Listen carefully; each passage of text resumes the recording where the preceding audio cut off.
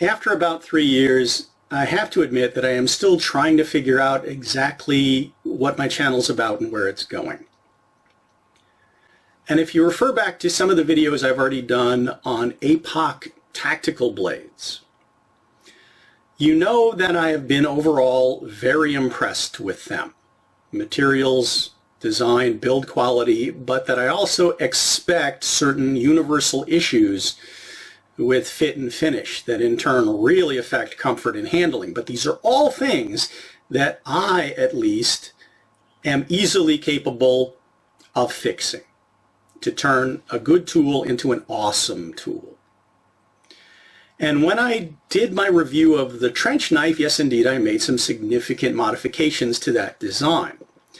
But it is not often that I take a risk buying a stock knife, especially one that's not particularly cheap, with the specific intention of doing some radical modifications to it, basically turning it into an entirely different blade. And what we're talking about today is the APOC chop house. So before I start messing with it, let's take a look at what you're getting out of the box.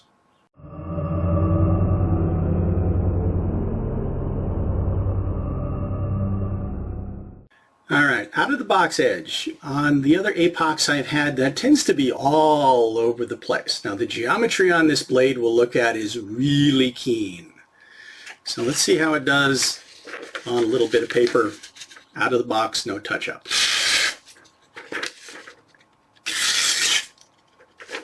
A little toothy, pretty good.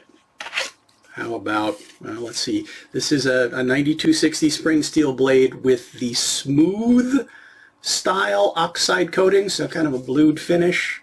See how it does just on a little bit of cardboard. You know, we're going to do a whole lot more with this knife to see how it performs. Yeah, pretty slicey, not too bindy. Okay, the APOC Chop House knife has a lot of design features in common with other APOC knives, including the Kydex sheath, which is pretty well put together. It's nice and solid, got lots of mounting points, and yes, it comes with a really sturdy, thick nylon belt strap that's got both a Velcro and a snap release here, and yeah, you get the extra snap safety strap here if you need it.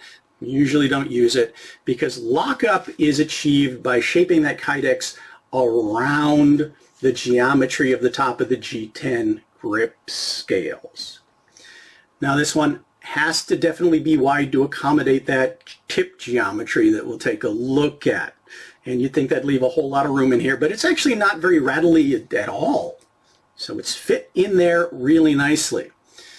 Also the release, I found that can be variable across APOC products, but in this case, it's about just right for me. Not too tight, not too loose. So thumb brake's pretty positive, and I don't really struggle with it, except for, well, okay, one thing. And some of this may just be me and all the time I've spent in Japanese swordsmanship, but it's always been my habit when I resheath the blade to press the spine of the blade into the back of the sheath to avoid friction contact with the edge. But when I do that here, you can see that that does not line up for whatever reason, maybe they couldn't avoid it, with the mouth that they've created to accept the grip. Yeah, I'm always missing that. And what I have to do is press the edge into the front edge of the sheath, and then it lines up just fine. But because I'm doing that for at least a little bit, yeah, I'm rubbing the edge right into that plastic. And I'm not sure if that's an issue or not. All right, taking a good look at the knife out of the box before I do anything to it in terms of specs and fit and finish, and yeah, I'll look down at my notes to give you the metric as well as the imperial. Has a lot in common, good and bad, with other APOC products, especially APOC knives. But this beast, your blade length is 12.5 inches, 32 centimeters, so the length of a sizable Bowie knife. And that is a spoiler alert for my intentions for modification, but well, we'll get to those. Overall length 18 inches, 46 centimeters. of which you've got 4.5 inches, 12 centimeters of grip. We'll get back to the grip here in a second. Now with the blade, yes, it does obviously widen out with some curvature to it. So at the base of the blade, and you have a little notch here that's not big enough to be a finger choil, and yes, I'll probably change that. But at the base of the blade, you're talking 1.5 inches, 4 centimeters that widens out here. Its widest point, 5.5 centimeters, so 2.25 inches. Thickness, well, there is a nice, pretty perfect flat grind on this blade. Yeah, lines of the edge planes, really nice secondary edge bevel, but it's really keen. A lot of potential here for being a very slicey, choppy knife, and we're definitely going to put that to the test. Distal taper, yes. At the spine and the tang, it's 8 millimeters thick, but then tapers down at this point, it's only 5. So yeah, there's definite distal taper. Giving you an overall weight of 22.5 ounces, 638 grams, with a point of balance about 2.5 inches north of those guard projections. So weighted a bit into the blade, but not in a way that makes it at all unwieldy. Sizable, but not unwieldy, and we'll definitely talk about that in performance and handling. Okay, speaking of handling, let's talk about the handle. All right, so the issues common to pretty much every APOC product that I've dealt with is, even though they did a great job on these edge planes, cutting this slab of 9260 spring steel, they always tend to just leave it kind of unfinished with really sharp and sometimes quite ragged edges. And this one is particularly egregious there on the back of the blade. Yeah, you can, let's see if I can get you a better shot of it. It's actually kind of chunky. I had to scrape off some residual clumps of oxide treatment that were left on there. It was a mess. So that's something I feel like I need to clean up, and that roughness continues into the exposed tang. The guard projections that are on there are also really sharp. You do not want your hand contacting them under any kind of impact, and yeah, I'm going to do something about that, potentially even removing that back one. Spoiler alert. Grips, exactly the same as every other APOC knife. Same shape, same scale, same 3-screw construction. Take it apart, I fully expect to see a full tang underneath, and yes, it does have that interesting hidden recessed lanyard hole where you got slots in the bottom of the G10 scales. Now, just like every other APOC knife, the G10 scales are nicely rounded on the sides, but then have these really sharp corners that I expect under any other kind of impact, well, already makes the knife really uncomfortable in hand, but I also know, G10 being extremely workable, all I have to do is round those off just a little bit, and it's going to make this feel wonderful. But before I do any of that, let's run a few tests on how it performs.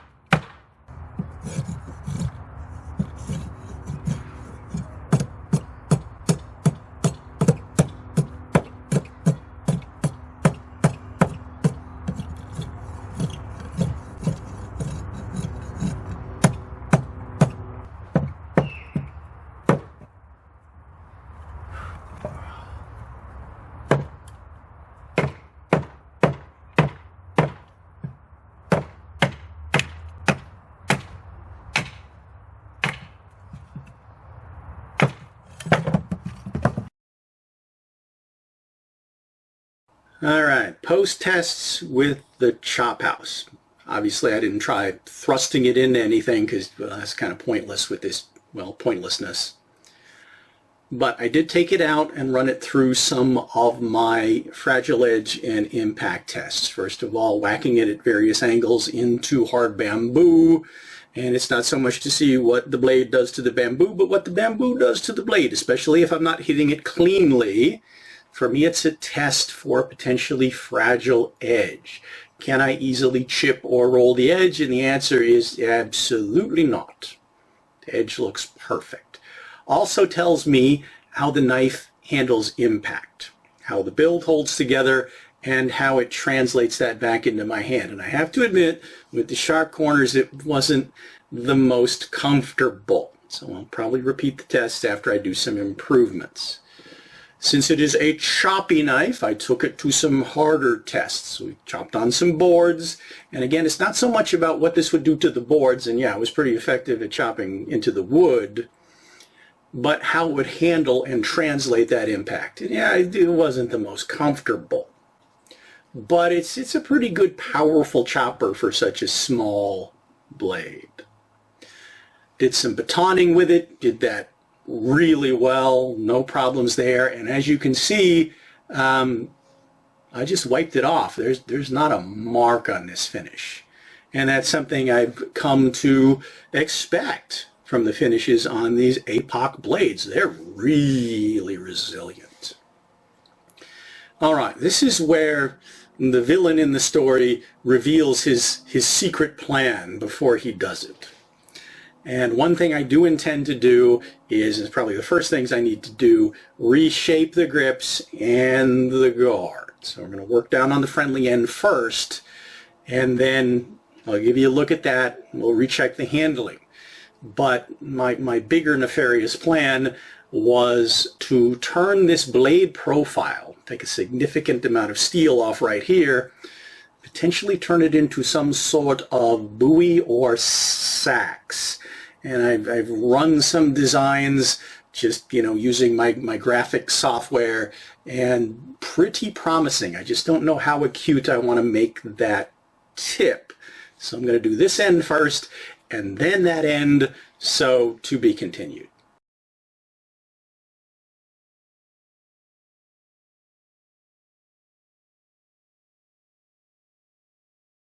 Okay, post-surgery, stage 1. What have I done so far? Well, rounded off all the corners on the grip, made it fit my hand really well. I've done this to my other APOC knives, really love it.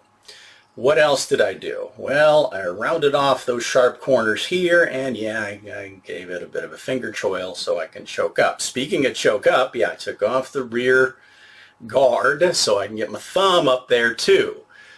Took it back out, repeated the striking and the chopping tests, but also added in some fine wood carving and shaving. And now that I can get my hand up on the blade like this, yeah, I could use it for that a whole lot better.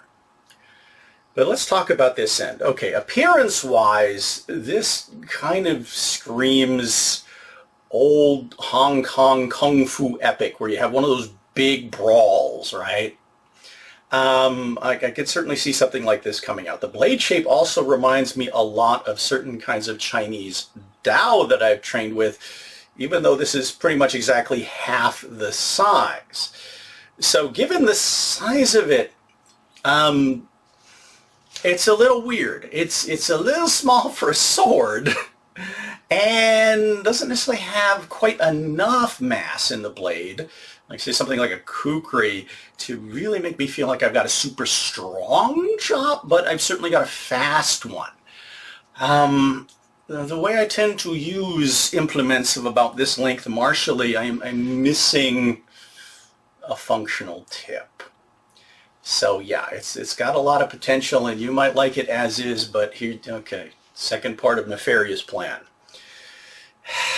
Haven't decided yet. Am I going to take a little bit off of it and make it something like a seax or a clip point Bowie, take more off? Think about the Condor Atrox Bowie design.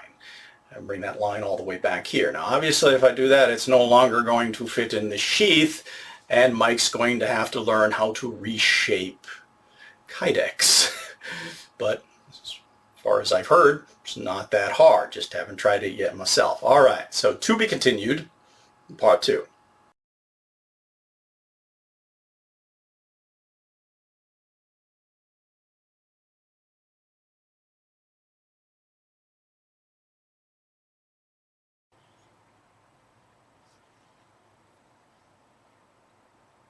Oh yeah.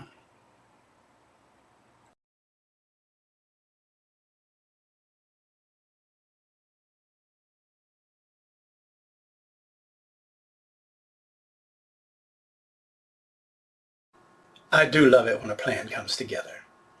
An added bonus, it still mostly fits in the sheath without rattling around too much. But I think I'm just going to go ahead and make a whole new sheath, something slimmer to stick in my belt, because even if I cut down the tip to fit, it's still so wide, it feels like I have a clipboard shoved in my belt. So possible to be continued, but let's take a look at the knife. And I apologize if this gets a bit long, because at this point we are pretty much reviewing an entirely new knife. I decided to kind of split the difference between my design choice extremes, taking my proportions sort of from the Cold Steel 1917. Now, side by side, you can see the difference. This is a longer blade, but this one is significantly denser. It's a heavy cutter. I do love it, but this one, all right, removing that much steel took almost exactly 2 ounces off the build, moving the balance point back an inch. So it's now 1.5 inches from the remaining guard. Result for me, I still have good blade presence for cutting and chopping and potential parrying, but oh yeah, it just wants to move. It feels great. It is very responsive. Let's talk about that tip geometry. I think I made a good choice. All right, you can see I did not go for a clip point. I went for a straight swedge, and yes, I sharpened it. Took it to my pel, thrust it in, great penetration, and yes, with the improved grip, no uncomfortable kickback, same in ice pick stabbing. Took it out and whacked it into the hard targets, repeated those impact tests, did fine, and while I was at it, yeah, I took the risk of stabbing it into wood. Wanted to see how sturdy that kind of skinny looking tip is, and it held up just fine. This is a really resilient piece of metal. And on top of that, I had a heck of a time getting it back out of the wood because it sunk in so deep. So yes, penetration potential high. It's a stabby knife as well as a cutty knife. But, all right, with that straight swedge, speaking of Bowie knife techniques, can I flip it around into the edge up grip and, well, use those sort of clip point hook beak ripping strikes? I still can. I mean, it is sharpened back here. I still have a tip, and I don't think I'd even like to be hit with this corner. Plus, there's a solid spine, so I can still do that. But unexpected surprise. I figured it would be really uncomfortable in this grip. Why? Well, you got this big old finger choil right here. Isn't that in the way? Surprisingly, not as much as, well, at least I would think. In my hands, it's weird, but it's not a hot spot. It's not uncomfortable. It almost kind of works. Which gets me to a discussion of APOC knife grip geometry. Once you take off some of those unfriendly corners, it's awesome, and it has so many different possibilities for different uses. Feels great in a hammer grip, feels great in a handshake grip, and yes, now that I've taken that rear guard off, it is tempting me to put it in a saber grip. And I mentioned this in a previous video. Even if I grip down like really strong with my fingers, it's still pretty easy to twist the knife out of your hand. For safety and security, wrap your thumb around for martial application. Yeah, that'll keep it where it's supposed to be. Play it safe. But what about reverse grip? All right. Well, you just saw me do my finger twirl. Can I use the safer pinch flip? This flared pommel, I think it kind of helps without getting in your way, keeps it from slipping out of your hand, but it doesn't block the pinch flip, at least not too severely for me. But that is a heck of a long knife to be flipping back and forth. You can see, yes, I have really short arms, but it is several inches longer than my forearm. So in the ice pick stab, for me, that's a little unwieldy. I do prefer a shorter blade for that application, but you can use it, and maybe you not like a knife this big for that kind of application. Could I just put it along my forearm and potentially use it as a shield in a pinch? Yes, my hand's completely exposed because there's no guard to speak of. All right, speaking of no guard, yeah, I need to be aware of that in forward grip applications as well. I'm not going to rely on anything to stop something coming down my hand. Yeah, I need to be more evasive, more evade and countercut, counter thrust, and I would probably want something in my other hand for protection. Speaking of other hand, I could put the knife in my offhand and use it as a companion for another weapon. That would work great too. It's just got a lot of potential. Speaking of potential, going back briefly to utility use. Yes, I did put the foil on there for fine work, choking up. But a couple of other things this grip geometry lends itself to that I really like. Now that I've mitigated some of the unfriendly corners, one thing I can do in a hammer grip is hook my thumb over the top of this grip scale. Fits just right for certain kinds of chopping and even shaving. I can also do the opposite thing and hook my index finger over the other side with my thumb more flat. Yes, there are certain martial applications like this, but I could see where I might hold it like this for certain fine utility uses as well. It's a good solid piece of spring steel. So really pleased with it. Now one weird thing did happen in the cutting phase because it's a black piece of metal and I knew I'd be looking at showers of sparks. I figured once I picked the angle I was going to cut this off at, I masked it off with masking tape for visibility. Also could potentially protect the blade from a little bit of an oopsie here and there, which thankfully I didn't have any. But something unexpected happened. Now, I've mentioned this before. If you're going to take power tools to any significant cutting or reduction on a blade that is already hardened and tempered, you need to make sure it stays cool, which means every few seconds of using that angle grinder to make the cut came out of the vise into the cold water quench, back again, and I can't even estimate how many times I had to do it because it took a long time to cut through this really resilient chunk of spring steel. But when I was done and I went to peel the tape off, the finish came with it.